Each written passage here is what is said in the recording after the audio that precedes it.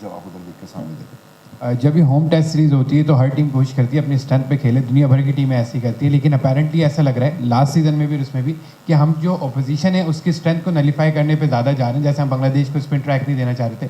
آپ لوگوں نے ڈسکور کیا ابھی تک جو تھاٹ پروسیس چل رہا ہے کہ ہماری اسٹرینتھ کیا ہے؟ بیسکلی کوئی بڑا 300 نہیں ہو رہا جیسے ہم یونس بھائی کو دیکھتے تھے, اظہر علی کرتے تھے, اسپنرز بھی نہیں اس طریقے سے, فاسٹ بولرز آؤٹ کر رہے ہیں لیکن ان اینڈ آؤٹ کوئی پنجہ نہیں لگا رہے. اسٹرینتھ اس ٹیسٹ ٹیم کی ابھی تک ڈسکور ہوئی؟ یہ آپ کا بہت اچھا سوال ہے, اور یہ ایسی چیز ہے جس پہ مطلب اگر ہم بولیں نا کہ ہمارے تھاٹس یا ہماری کانٹمپلیشن اس پہ کافی چل رہی ہے. دیکھیں بنگلہ دیش کے خلاف ہم نے اپنے آپ کو دیکھا تھا کہ ہم آسٹریلیا میں کیسے کھیلے تھے. ہم آسٹریلیا میں لگا کہ اسپیشلی پرتھ اور میلبرن میں سیمرز کے لیے کافی اسسٹنس تھی, اور ہمیں لگا وہاں ہمارے بالرز نے کافی اچھی بالنگ کی. تو ہمارا جو ڈیسیجن تھا, ہمارا جو تھاٹ پروسیس تھا وہ یہ تھا کہ ہمیں لگا کہ جب ہمارے سیمرز نے ادھر اچھا رسپانس دیا, پلس ہمارے بیٹنگ یونٹ نے اسپیشلی میلبرن میں ایک ڈیسنٹ رسپانس دیا, ہم اس ٹائپ کی کرکٹ کیسے کھیل سکتے ہیں. اور ہمیں لگا ہم پچز میں گراس رکھ کے اپنے سیمرز کو اسسٹنس دیں گے, کیونکہ ٹیسٹ میچ میں at the end of the day آپ نے 20 آؤٹ کرنے ہیں. آپ 20 آؤٹ کیسے کریں گے؟ 20 آؤٹ کیے بغیر آپ میچ صرف ایک اس سے جیت سکتے ہو کہ اگر دوسری ٹیم نے ڈکلیئر کیا اور آپ نے 4th اننگز میں چیس کیا, اور 4th اننگ چیسز اتنے یوزول نہیں ہوتے کرکٹ میں.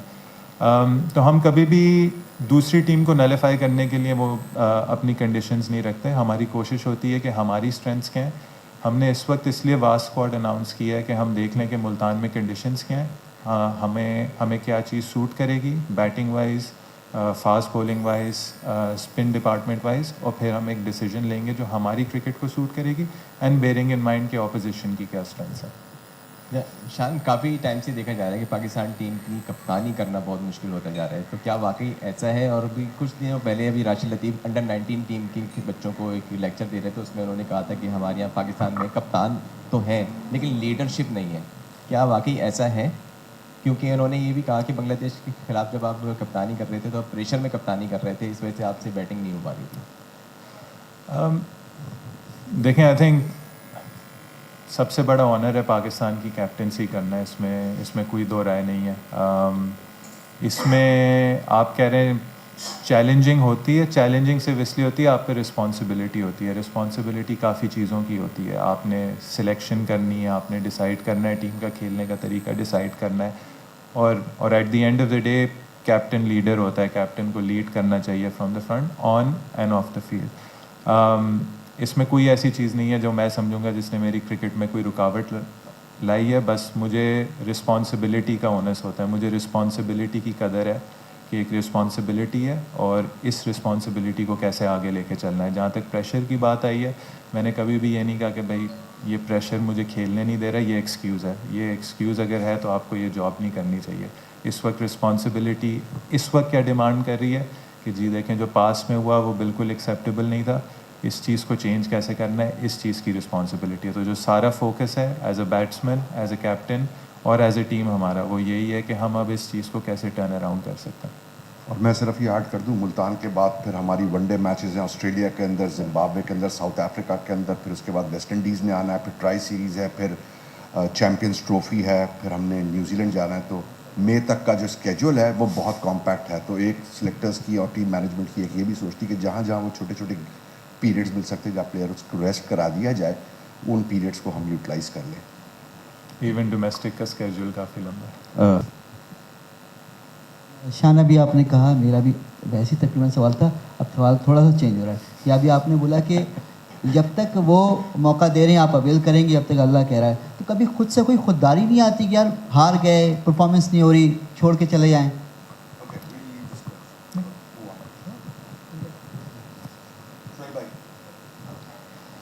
شان, پہلے تو یارکشائر کو آپ نے لیڈ کیا اور ڈویژن 1 میں آ گئی, کانگریچولیشن اس کے لیے.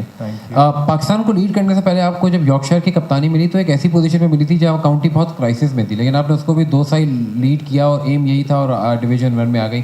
تو اوور آل اپنا وہ ایکسپیرینس شیئر کیجیے اس لیڈرشپ کا. اور پھر دوسرا یہ کہ جو روٹ اور ہیری بروک جیسے کھلاڑی بھی آپ کی کپتانی میں کھیلتے نظر آئے, کاؤنٹی کرکٹ بہت ریگولر ابھی 2 سال آپ نے کھیلی, بٹ ڈربی شہر سے بھی کھیلتے رہے آپ. یہ کتنا آپ کے لیے فیوریبل رہے گا کہ ان کھلاڑیوں کے ساتھ کھیلتے بھی رہیں اور ان کو بہت قریب سے آپ نے دیکھا بھی ہے؟ تھینک یو, بڑا اچھا آپ کا سوال ہے. اپریشیٹ کرتا ہوں جو آپ نے اس پہ ریسرچ کیا. دیکھیں آئی تھنک یہ پچھلا کچھ سوال بھی اس کا جواب اس میں آ جائے گا.